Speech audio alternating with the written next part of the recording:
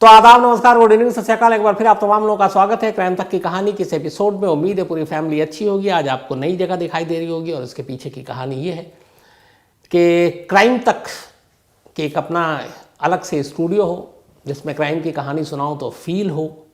अलग अलग सब्जेक्ट पे जो कहानियाँ होती हैं, चाहे वो मर्डर हो, डकैती हो, चोरी हो, मिस्टीरियस कहानी हो, रहस्यमयी कहानी हो, कोर्ट की कहानी हो, फांसी की कहानी हो, कत्ल की कहानी हो, सज़ा की कहानी हो, तो थोड़ी सी वैसी फीलिंग भी आनी चाहिए।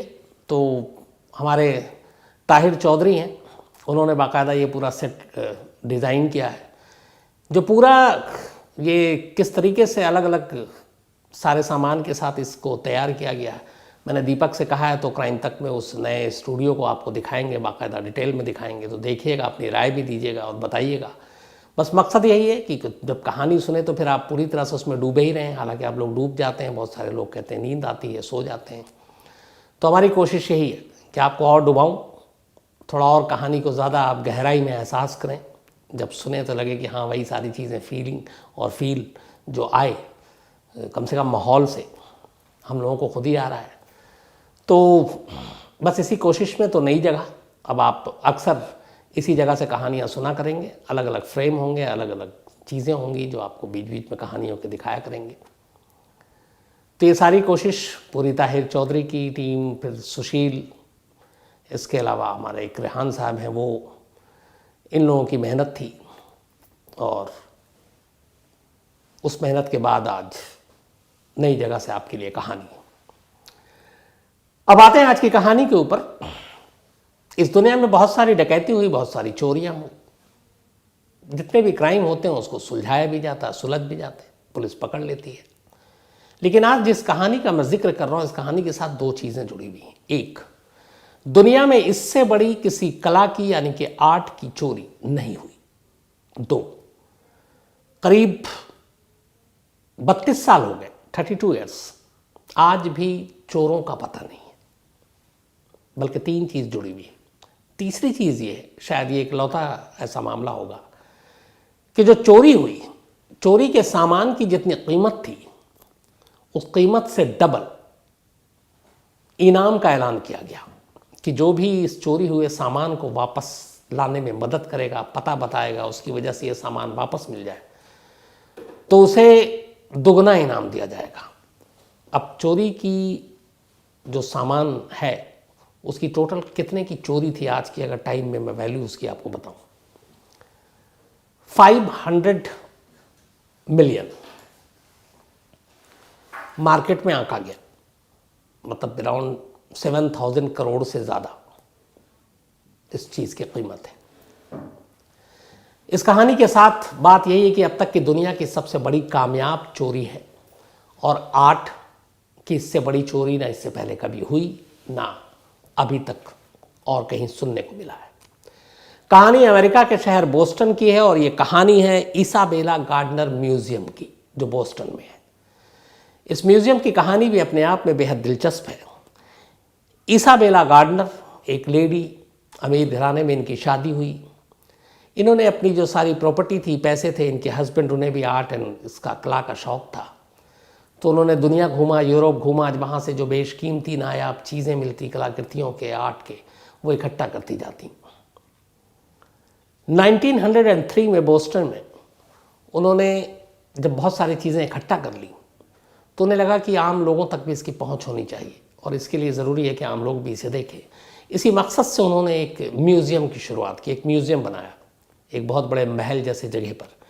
पैसे वाले लोग थे, बहुत पैसा था, उस म्यूज़ियम को बनाया और उस म्यूज़ियम में उन्होंने सारी बेशकीमती चीज़ें रखी, जिसकी कीमत मैंने आपको जो बताया कि करीब इस वक्त जो बताया गया है वो करीब है 500 मिलियन जिसकी कीमत।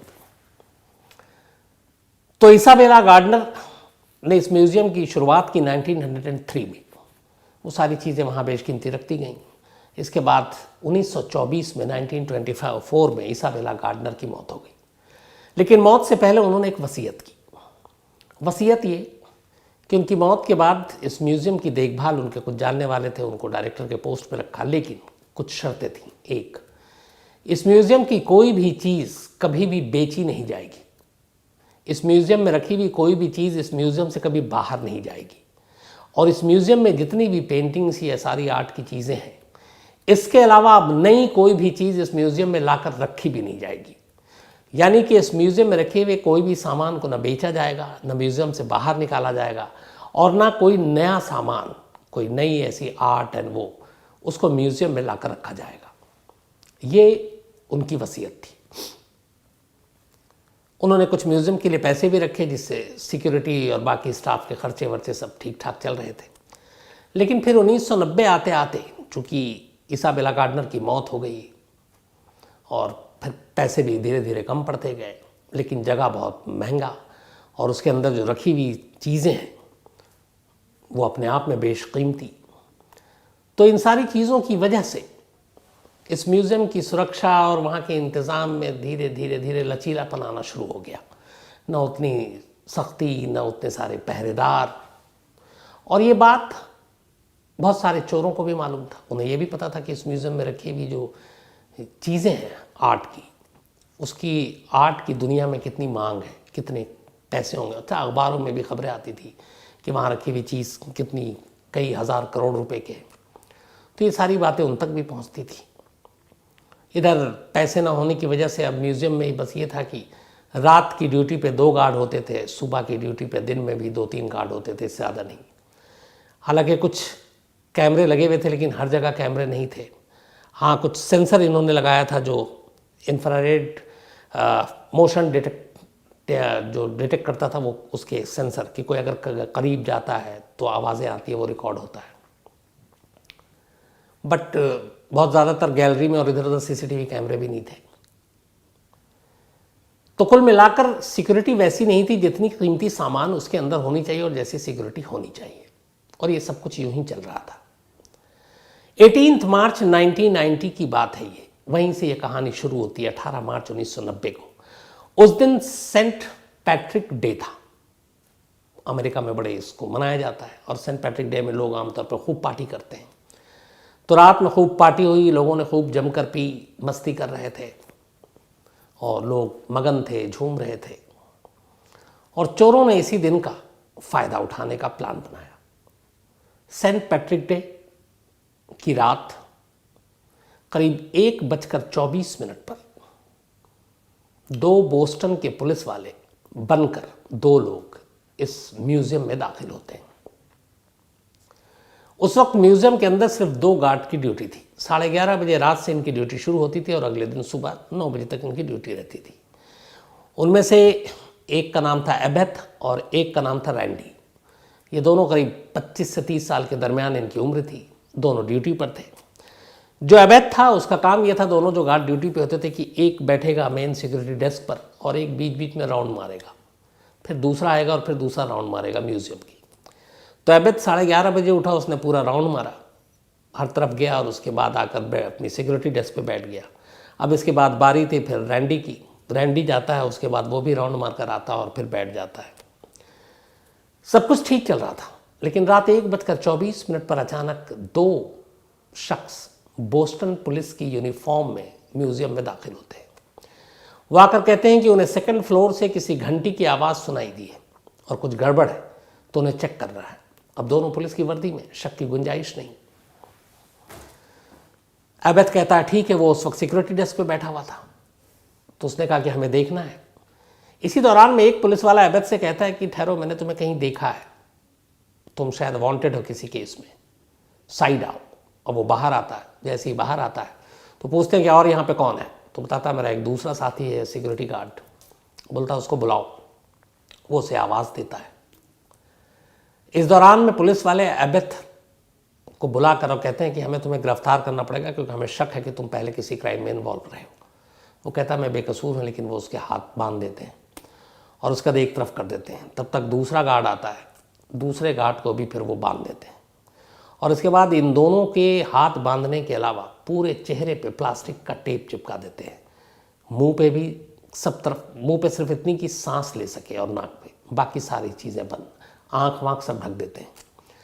दोनों को बिल्कुल बांधने के बाद म्यूज़ियम के बेसमेंट में ले जाते हैं। वहाँ एक पाइप उस पाइप के सहारे दोनों को वो बांध देते हैं। बांधने के बाद करीब अगले 25-30 मिनट तक वो उसी म्यूज़ियम में यूं ही टहलते रहते हैं। देखते हैं कि कहीं ये दोनों कोई सिक्योरिटी अलार्म तो नहीं बजा चुका जिसकी वजह से कुछ पुलिस वाले या बाकी लोग आ जाए। तो वो कन्फर्म हो रहे थे कि इन्होंने बचाया कि नहीं बचाया। लेकिन करीब 30 मिनट तक कोई नहीं आता। जब इन्हें लगता है कि इन्होंने नहीं बजाया, तब फिर वो दोनों अब म्यूज़ियम के अंदर दाखिल होते हैं। सेकंड फ्लोर और फर्स्ट फ्लोर पे म्यूज़ियम की सारी पेंटिंग्स और तमाम कीमती चीज़ें रखी हुई थी। दोनों पहले सेकंड फ्लोर पे जाते हैं। इनमें से एक के पास एक लिस्ट थी। वो लिस्ट निकालता है, उस लिस्ट को पढ़ता है और उस लिस्ट के हिसाब से दीवार पे फ्रेम में जितनी तस्वीरें थी उनको टैली करता है। जो लिस्ट में लिखे हुए नाम और वो दीवार पे लगी हुई पेंटिंग या बाकी चीज़ें अगर टैली होती, वो उसे उठाता। ज़्यादातर फ्रेम शीशे का ग्लास था, उसके अंदर वो सारी तस्वीरें थी, पेंटिंग्स थी। ये फ्रेम को उठाता, ज़मीन पे पटक देता, शीशा तोड़ता, फिर बड़े करीने से, सलीके से उसके अंदर की पेंटिंग्स जो है ओरिजिनल, उसको चारों तरफ से काट कर बाहर निकालता। अपने साथ बैग ले गया था, बड़े संभाल कर उस बैग में रखता। धीरे धीरे 12 चीज़ें इसने सेकंड फ्लोर से म्यूज़ियम की काट कर रखा, फ्रेम तोड़कर। फिर फर्स्ट फ्लोर से एक और चीज़ उठाई। 13 आइटम इस म्यूज़ियम से इन दोनों ने बैग में लिया। बैग में रखने के बाद नीचे आते हैं, देखते हैं दोनों गार्ड तब भी वहीं हैं। और उनमें से तब वो एक गार्ड को कहता है कि दिस इज़ ए रॉबरी। ये उसके लाइन थे, दिस इज़ अ रॉबरी। और ये कहने के बाद गार्ड बंधे हुए थे। दोनों वहाँ से दोनों बैग लेकर निकल जाते हैं। इसके बाद गायब। अब दोनों चले गए, गार्ड बंधे हुए हैं। करीब 4 घंटा बीत जाता है। टोटल 81 मिनट, 81 मिनट्स इन्होंने लगाया था इस चोरी को अंजाम देने के लिए। 81 मिनट के अंदर अंदर ये दोनों उस म्यूज़ियम से बाहर निकल जाते हैं। गार्ड अब भी बंधे हुए हैं, मुंह पे टेप है, चीख सकते नहीं है, कोई आवाज़ सुनेगा भी नहीं, बेसमेंट में। अगले 4 घंटे तक दोनों गार्ड और इसी तरह बंधे रहते हैं। इसके बाद सुबह जो है नए गार्ड की ड्यूटी लगती है। नए गार्ड वहाँ पहुँचते हैं, आवाज़ देते हैं, देखते हैं कोई नहीं है सिक्योरिटी डेस्क पे। बाकी कोई उन्हें कोई डाउट होता है, दरवाज़ा खुला हुआ था। शोर मचाते हैं, अंदर दाखिल होते हैं, दोनों गार्ड को आवाज़ दे रहे हैं, उधर से कोई रिप्लाई नहीं आ रहा है। आखिर ढूंढते ढूंढते दोनों बेसमेंट पहुँचते हैं और देखते हैं कि दोनों बंधे पड़े हुए हैं। उन्हें एहसास हो चुका था। उन्हें खोला जाता है और तब दोनों गार्ड उसे पूरी कहानी बताते हैं। इसके बाद पुलिस को इन्फॉर्म किया जाता है, पुलिस आती है। अब पुलिस चेकिंग करती है, तलाशी लेती है। वहाँ पे जितने कैमरे लगे हुए थे थोड़े बहुत, इन्होंने सबसे पहले उन तमाम कैमरों को ख़राब कर दिया था। इसके अलावा जो इंफ्रारेड मोशन डिटेक्टर लगा हुआ था, उसके जाकर उन्होंने वो सारी प्रिंटिंग से उसके वो निकाल लिए, प्रिंटर से जो VHS थे सारे इसके सबूत आने जाने के, वो कंट्रोल रूम से जाकर वो निकाल लिए। कोई प्रूफ नहीं छोड़ा जिसमें कहीं इनकी कोई तस्वीर हो। कोई फिंगरप्रिंट्स नहीं छोड़ा, कोई भी ऐसा फॉरेंसिक एविडेंस नहीं छोड़ा जिससे उन तक पहुंच सके। सिर्फ ये था कि दोनों जब आए थे तो पुलिस की वर्दी में थे और चेहरा उनका नकाब से ढका नहीं था, खुला हुआ था। तो गार्ड ही उनका चेहरा बता सकते थे। गार्ड ने उनका चेहरा भी बताया, स्केच भी बना, बट उस शक्ल का हुलिये का कोई नहीं मिला। अब पुलिस ने अपनी तफ्तीश जारी रखी, लेकिन कहीं कोई क्लू नहीं। शुरुआत में फिर इन दोनों को गार्ड पे शक हुआ। गार्ड से लंबी पूछताछ हुई, लेकिन कोई फ़ायदा नहीं हुआ। बाद में मामला फिर FBI को गया। FBI ने अपनी तरफ से पूरे मामले की जांच की। FBI जांच करती रही, लेकिन कोई सुराग नहीं मिला। FBI के अलावा अब जो म्यूज़ियम के लोग थे, उन्होंने प्राइवेट डिटेक्टिव को हायर किया। उनसे कहा कि पता करो। जो आर्ट की दुनिया के शौकीन थे या आर्ट की दुनिया के जो स्मगलर थे, इस तरह के काम करते थे, उन सब की लिस्ट निकाली गई। उनसे पूछा गया, कोई नहीं जानकारी मिली। लेकिन बाद में जब म्यूज़ियम के थ्रू बताया गया कि क्या क्या चोरी हुई है, तो उसकी फिर लिस्ट निकली 13 चीज़ों की। जो चोरी की गई कलाकृति थी आर्ट, उसमें एक कॉन्सर्ट था वर्मीर का, गलील सागर पर तूफान का एक रेम्ब्रांड का पेंट था, the lady and gentleman in black Rembrandt की ये वो थी।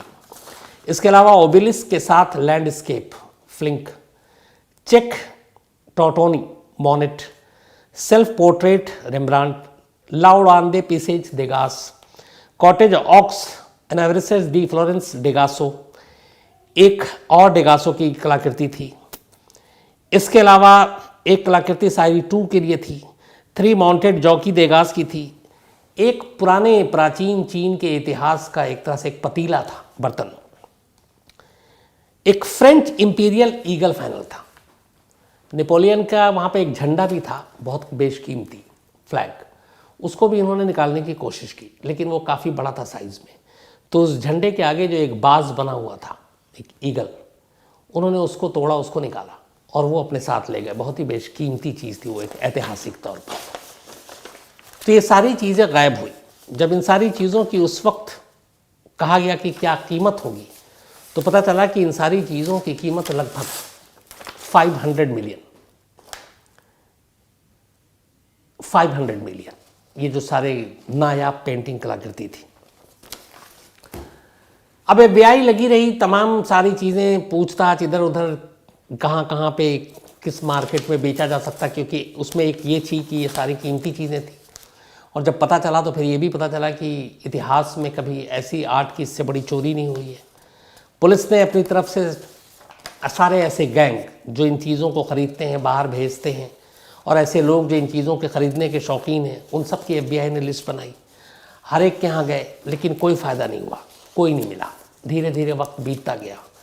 धीरे धीरे जो अवार्ड था, रिवॉर्ड की जो बताएगा उसको पैसे देंगे, वो भी बढ़ता गया, लेकिन कोई नहीं मिला। फिर लास्ट में अभी जो लेटेस्ट है, $10 मिलियन अलग से म्यूज़ियम की तरफ से कहा गया कि अवार्ड देंगे हम जो भी इसके बारे में बताएगा। और $1 मिलियन खासतौर पर उस नेपोलियन के जो झंडे का ईगल बाज चुराया था, अगर वो कोई देता तो उसके लिए अलग से देंगे।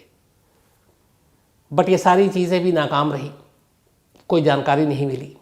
2015 में FBI ने कहा कि हमें बहुत करीब है इस चोरी को सुलझाने में, और उन्होंने ये भी कहा कि हम जो 13 चीज़ें चोरी हुई, उनमें से 2 चीज़ों के बारे में हमने पता लगा लिया है।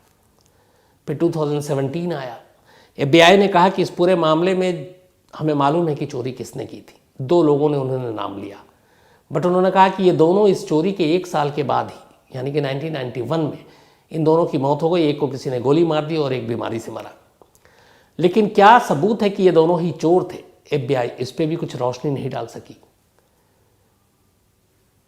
फिर वक्त आया, FBI ने कहा कि हम करीब हैं और यही चोर थे। उन्होंने ये भी कहा कि इन चीज़ों को किस मार्केट में ले जाया गया और कहाँ कहाँ बेचने की कोशिश की गई। उन्होंने कुछ जगह के नाम भी बताए, लेकिन कुल मिलाकर ये कभी भी इनमें से चोरी गई एक भी चीज़, एक भी सामान बरामद नहीं हो पाया। इन्होंने कहा कि फिलाडेल्फिया में एक नेटवर्क है, वहाँ पे इन चीज़ों को ले जाया गया था। वहाँ पे भी FBI की टीम पहुँची, पुलिस की टीम पहुँची, लेकिन कोई फ़ायदा नहीं हुआ। वहाँ से भी चोरों को पता नहीं चला क्या चोरी हुई है। तो आज 32 साल हो गए, FBI की पूरी टीम लगी रही, शुरू में पुलिस लगी रही, जो आर्ट के शौकीन दीवाने उन्होंने अपनी तरफ से जांच की, वहाँ के कई जर्नलिस्ट ने अपनी तरफ से इन्वेस्टिगेशन किया, प्राइवेट डिटेक्टिव ने इसकी जांच की, लेकिन 32 साल हो गए। इस इसाबेला गार्डनर म्यूज़ियम से चोरी की गई ये 13 अनमोल बेशकीमती चीज़ आज तक वापस नहीं आई है। आज भी म्यूज़ियम की खाली फ्रेमों को इनका इंतज़ार है। और सबसे बड़ी बात यह है कि जब ये चीज़ चोरी हुई, उसके बाद 18 मार्च की ये बात है, करीब 10 दिन बाद ही 28 मार्च 1990 को ही इस म्यूज़ियम को दोबारा खोल दिया गया था। और म्यूज़ियम के कर्ता धर्ताओं ने एक फ़ैसला किया। उन्होंने कहा कि हम लोगों से छुपाएंगे नहीं कि क्या क्या बेशकीमती चीज़ें चोरी हुई हैं। उन्होंने हर चीज़ जिसके फ्रेम को तोड़कर वो सारी 13 चीज़ें ले गए थे, उसी जगह पे, उसी दीवार पे उन तमाम फ्रेम को वापस लगाया, लेकिन खाली।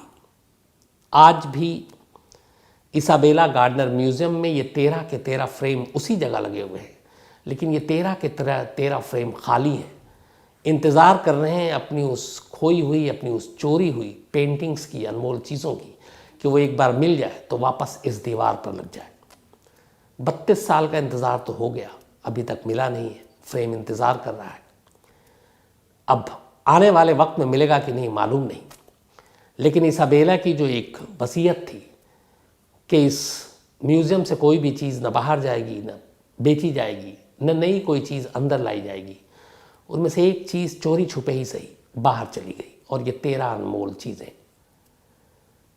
कोशिश म्यूज़ियम वालों की तरफ से जारी है। उन्होंने अपनी तरफ से $10 मिलियन का इनाम का भी ऐलान किया है।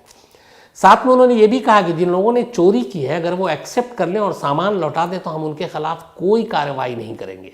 हालांकि एक दूसरा पहलू ये भी है कि एक कानून होता है वहाँ पे, जो एक टाइम पीरियड होता है करीब 20 साल के बाद, तो अब उन चीज़ों से भी ये जिसने चुराया है अगर वो आज चोरी पता चल जाए कि वो चोर कौन है, पकड़ा जाए, तो अब उसके खिलाफ कोई कानूनी कार्रवाई नहीं हो सकती, ना मुकदमा हो सकता। क्यों?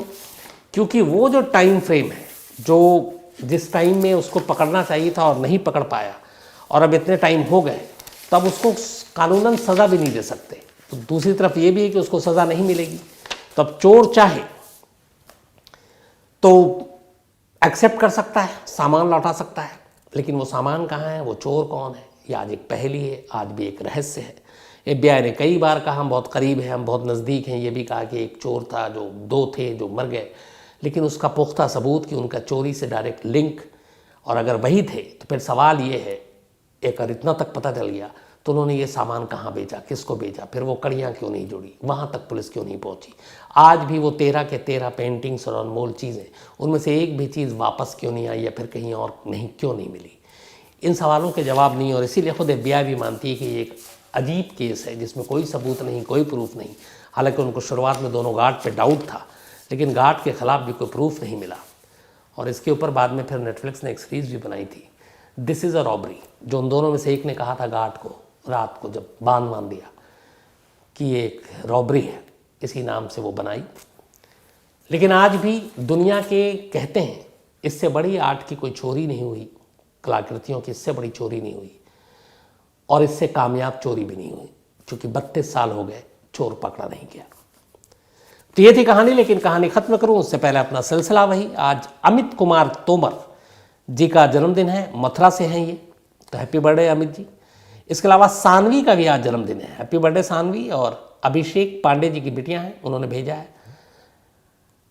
आशिकुल हक का भी आज जन्मदिन है, तो आशिकुल हक साहब हैप्पी बर्थडे, ये असम से हैं, डॉक्टर बनना चाहते हैं, ऑल द बेस्ट।